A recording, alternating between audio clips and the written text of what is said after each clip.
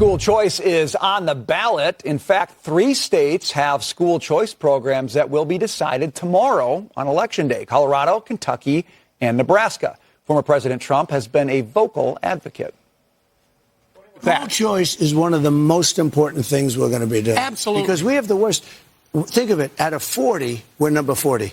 And yet we're number 1 when it comes to spending per pupil. I would sign it. Anything to do with school choice also. Okay. But also, separate from school choice, we're going to take the Department of Education, close it. I'm going to close it.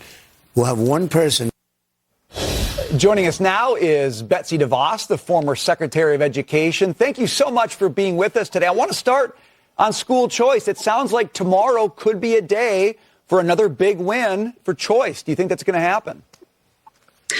Well, every 4 years we ask ourselves, are we better off than 4 years ago? And we know for kids and their education, they are not better off. In fact, they're far worse off. And so it's no wonder that school choice, education freedom is on the march across the country. And I expect those measures to do very well. I expect candidates who have embraced this issue to do very well because it's the right thing for kids. And if Kamala Harris is elected, it's going to be Randy Weingarten essentially running the federal government and all of the policies that she stands for, which is all about adults, not about what kids need. Let's talk about her, because she's coming out and saying that if you don't support public schools, it's basically an attack on democracy. Randy Weingarten, who you mentioned, said that.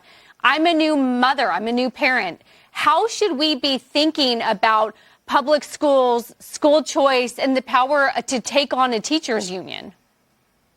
Well, the real threat to democracy is continuing to force kids to attend schools that are failing them, that are not preparing them for a meaningful adult life, for continuing to feed them DEI and critical race theory instead of teaching them to read and to write and to do math. And so the real issue about the threat to democracy is continuing to do the same thing and expecting different results by forcing kids in schools that aren't working.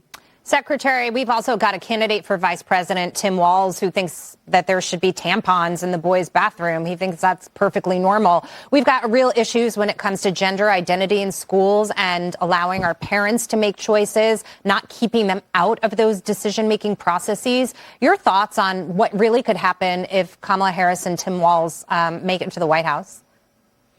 Well, we've seen what the Biden administration has done from a policy perspective to continue to push things further and further and further to the left for threatening women's sports, girls' sports, by allowing males to participate and compete and spend time in the locker rooms.